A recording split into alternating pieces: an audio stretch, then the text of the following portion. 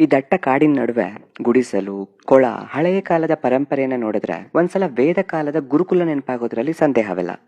ಸದ್ಯಕ್ಕೆ ಈ ವ್ಯೂ ನಿಮಗೆ ಕಾಣೋಕ್ ಸಿಗೋದು ಕೇರಳದ ಕೊಟ್ಟಿಯೂರಿನಲ್ಲಿರುವ ವಡಕ್ಕೇಶ್ವರಂ ದೇವಸ್ಥಾನದಲ್ಲಿ. ಅದು ಜೂನ್ 8ರಿಂದ ಜುಲೈ 4 ತನಕ ಮಾತ್ರ. ಯಾಕಂದ್ರೆ ಅಲ್ಲೀಗ ವೈಶಾಖ ಮಹೋತ್ಸವ ನಡೀತಾ ಇದೆ. ಸತೀ ದೇವಿ ತನ್ನ ತಂದೆ ದಕ್ಷನು ಪತಿ ಶಿವನಿಗೆ ಮಾಡಿದ ಅವಮಾನ ಸಹಿಸ್ಲಿಕ್ಕಾಗ್ದೇನೆ ಇಲ್ಲಿಯೇ ಯಜ್ಞಕುಂಡದಲ್ಲಿ ಹಾರಿ ಪ್ರಾಣತ್ಯಾಗ ಮಾಡ್ತಾಳೆ ಅನ್ನೋದು ಇಲ್ಲಿನ ಸ್ಥಳ ಪುರಾಣ.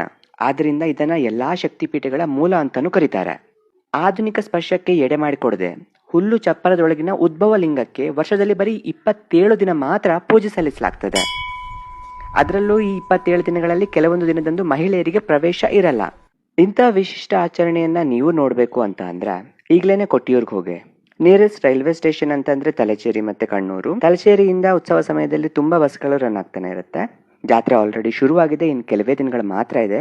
ಈ ವರ್ಷ ಮಿಸ್ ಮಾಡಿದ್ರೆ ನಾವು 1 ವರ್ಷ ಕಾಯ್ಬೇಕು. ಈ ದಟ್ಟ ಕಾಡಿನ ನಡುವೆ ಗುಡಿಸಲು, ಕೊಳ, ಹಳೆಯ ಕಾಲದ ಪರಂಪರೆಯನ್ನ ನೋಡಿದ್ರೆ ಒಂದ್ಸಲ ವೇದ ಕಾಲದ ಗುರುಕುಲ ನೆನಪಾಗೋದ್ರಲ್ಲಿ ಸಂದೇಹವಿಲ್ಲ.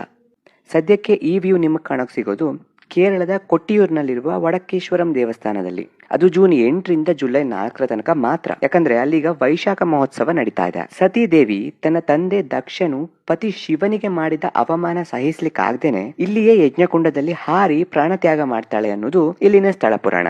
ಆದ್ರಿಂದ ಇದನ್ನ ಎಲ್ಲಾ ಶಕ್ತಿಪೀಠಗಳ ಮೂಲ ಅಂತಾನೂ ಕರೀತಾರೆ.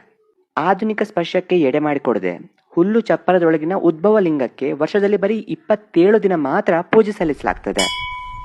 ಅದರಲ್ಲೂ ಈ 27 ದಿನಗಳಲ್ಲಿ ಕೆಲವೊಂದು ದಿನದಂದು ಮಹಿಳೆಯರಿಗೆ ಪ್ರವೇಶ ಇರಲ್ಲ.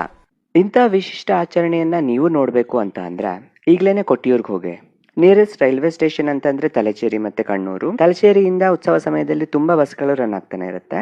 ಜಾತ್ರೆ ಆಲ್ರೆಡಿ ಶುರುವಾಗಿದೆ, ಇನ್ ಕೆಲವೇ ದಿನಗಳು ಮಾತ್ರ ಇದೆ. ಈ ವರ್ಷ ಮಿಸ್ ಮಾಡಿದ್ರೆ ನಾವು 1 ವರ್ಷ ಕಾಯ್ಬೇಕು.